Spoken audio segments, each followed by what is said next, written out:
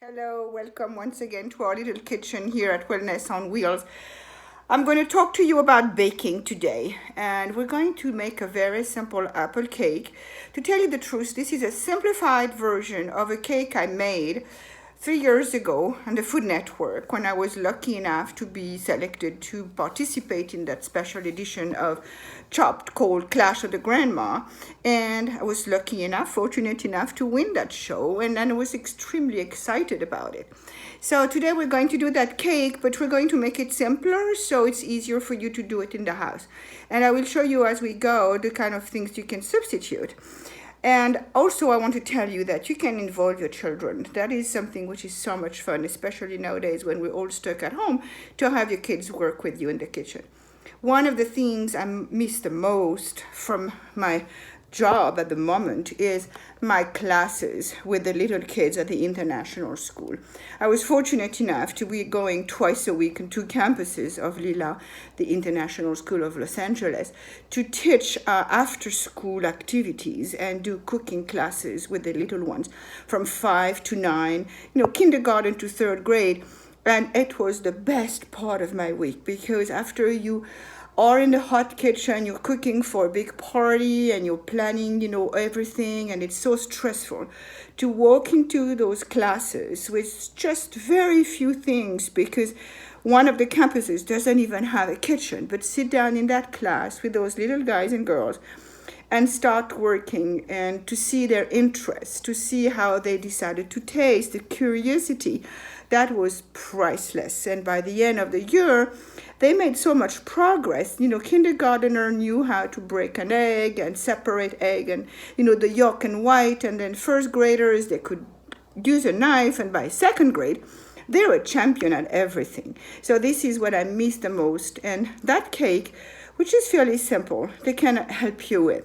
And let me show you how. Let's go to the kitchen. We are in the kitchen again. So let me show you the ingredients. This cake is going to be made in two different parts. We're going to bake the cake and then we're going to bake the topping a few minutes later. So let's have a look. You see, first of all, my tripod, which is going to be where my camera goes, and the ingredients for the cakes. So we're going to have 2 cups of flour.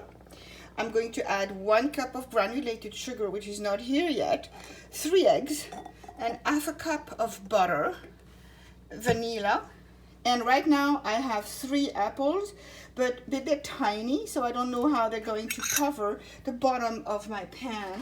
Today I'm going to use a disposable pan because I have lots of them, and also because that cake I'm going to deliver to my children back in town, and so they don't have to worry about giving me back my property. Now here we have the ingredients for the toppings. So in here I have 1 egg, I have 1/4 cup of butter, I have some rum, we can dose it the way we want, and here I have 1/2 cup of this beautiful demerara sugar, which is really important to have. But again, if you don't have it, just replace it with regular sugar, granulated sugar that is. And of course, just for fun, I have to show you my shoes today because I heard from my little fans that, Mommy, you're cooking in your slippers and we can see it. So to make up for the crazy hair of the quarantine, today I decided to wear my chef's shoes with my Mickey Mouse and Minnie Mouse, the trademark of 2 French chicks. And I'm going to go on and show you how to make that apple cake. And here we are in our kitchen. First thing first, I'm going to spray the pan so it doesn't stick too much. I'm using the spray because it's faster, but you could also do the old-fashioned way, rub in some oil or butter. So this is it, and the first part of the cake is the apples. So what we're going to do, we're going to peel and cut the apples enough so they cover the bottom of a pan. So this is the simple version. Let me tell you, as I peel, let me tell you how you can make it fancier and how I won the show. Instead of sticking my apple directly in the pan like I'm going to do today, I peeled them and I sauteed them on top of the stove with butter and sugar. Pretty much the same ingredients that I'm going to have to do today, but only waiting for the apples to be soft and caramelized before I put them at the bottom of the dish. It makes it a little richer, a little fancier, but believe me, what we're going to make today is going to taste really good. And it's going to be faster and easier to make. So here we go. I'm cutting the apple. And that's what I was saying before. Depending on the size of your apples, you may need only 2 or maybe 3 or 2.5. The idea is to cover the bottom of your dish. And here we are. I had to peel the 3 apples because they were small, so I could cover the bottom of my pan. Probably 2 would have been enough if they had been bigger. As we were peeling the apples, I turned on the oven, and it's at 350, and it's going to be ready for us to put the cake in. In the meantime, what am I doing now? I'm going to take that butter and put it in the microwave to melt. It will probably be done in less than a minute. And you can notice that I use a much larger pot than the size of my butter. It's a safety thing, just in case it would go overboard, or also you can hold it when you take it out of the microwave.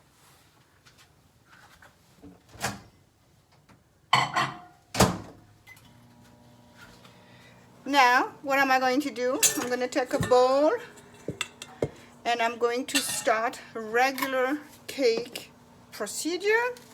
I'm going to mix my sugar and my eggs first.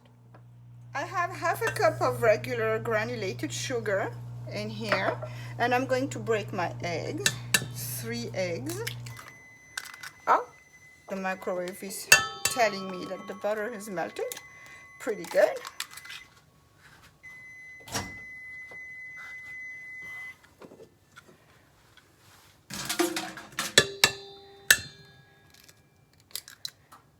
Voila. 3 eggs and the sugar. I'm going to put a dash of vanilla. I always have real vanilla because it's so much better, but if you don't, not worry. You can also have imitation vanilla, of course, but I would go for lemon juice or any kind of flavor that you like that can go with the apple. I know that in the east of France and in Germany and all over that kind of, that eastern side, they use cinnamon. In France, we use vanilla a lot, and I don't really like cinnamon anyway, but a lot of people do. So what I'm going to do, I'm going to make noise because I'm going to use my hand beater, so it's faster. But again, if you don't have it, an old-fashioned hand whip will go. So let's do it.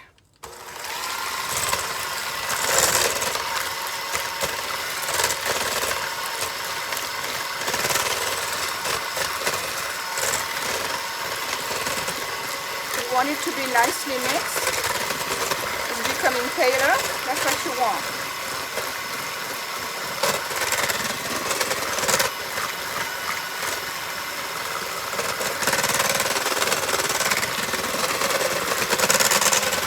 It's what we call a ribbon. This is something that little kids really enjoy doing. They love the noise and they love that it's vibrating, and they're really good at it. So I have my flour here, and of course I forgot to tell you, I'm so sorry, that we need to add some baking powder. I will put a tablespoon. You're going to tell me a tablespoon of baking powder for 2 cups of flour. It's a little much, but I'm going to add a heavy topping on top of my cake at the end. So we want it to rise as much as possible because it's going to be brought down by the weight of the topping. And of course, a dash of salt. Even in desserts, you want to have a dash of salt because it's really bringing out the flavors of all your ingredients. And I'm going to mix it, and I'm going to put it with my eggs and sugar, and go slowly first because you don't want the flour to fly around. Now you're having a very nice batter, a little batter. And if you don't have a hand beater and you need to use it, to use the old-fashioned way, again, it's a very good job for little arms to do. And always use a bigger bowl so you don't have any accident or any splashes. Here we are, nicely mixed. I'm gonna get my butter and our cake is ready to go.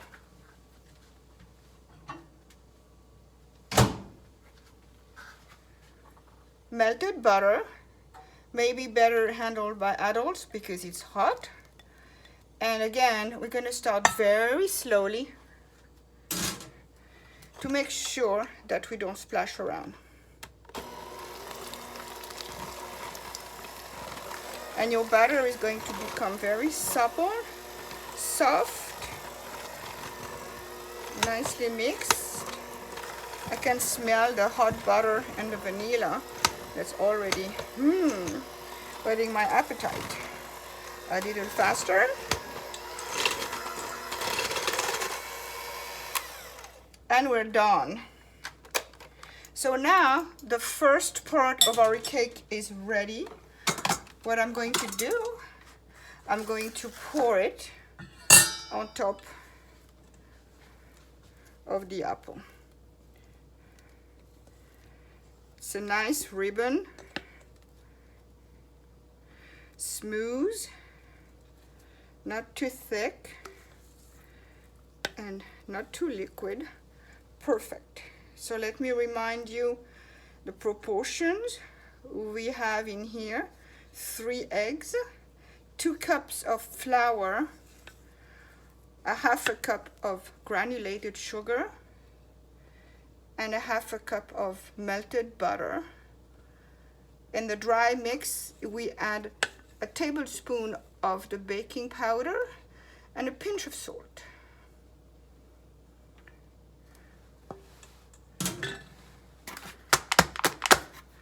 I'm going to try to even up the batter or the dough. It's really in between.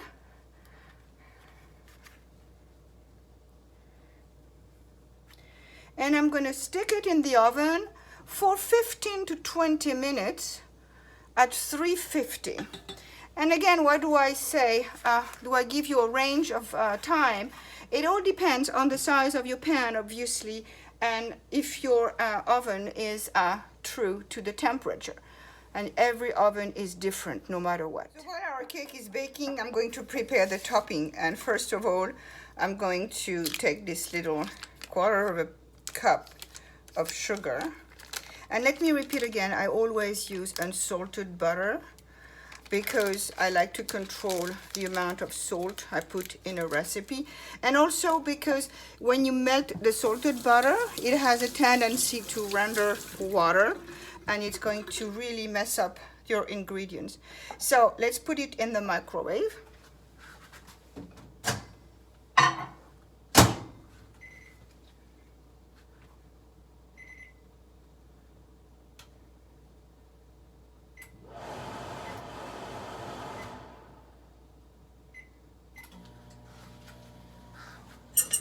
And prepare the rest of our topping. 1 egg and our famous Demerara sugar. Again, this is a little luxury. If you don't have any, you're gonna make a nice topping with a regular granulated sugar. But that sugar has so much flavor and it's crunchy. It's not going to completely melt when you put it into the oven, so it's going to give you an amazing topping. And I'm going to put a dash of vanilla because I really like it. And my rum. That's enough. And always remember that when you're cooking with alcohol, it's for the flavor. As soon as it burns, there is no more alcohol. You only keep the flavor and you don't have to worry. Everybody can eat that cake. Nobody is going to get drunk. We have a beautiful topping. I'm going to bring the butter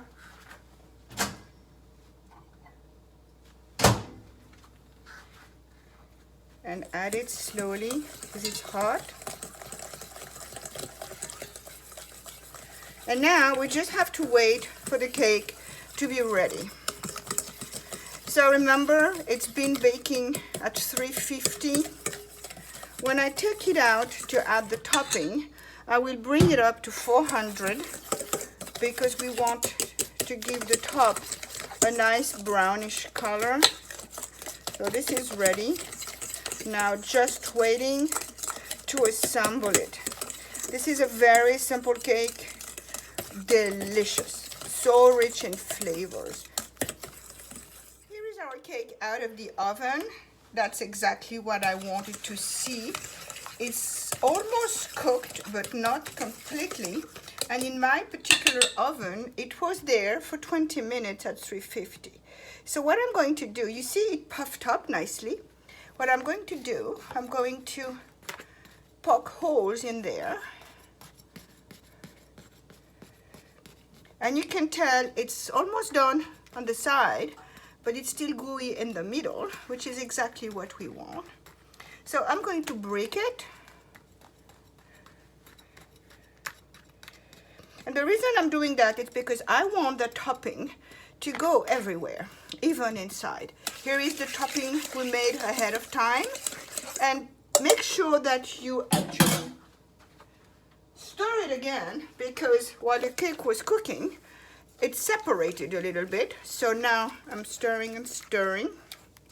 And I'm going to gently put it, pour it, as a matter of fact, on top. Trying to make sure that it's going everywhere, softly.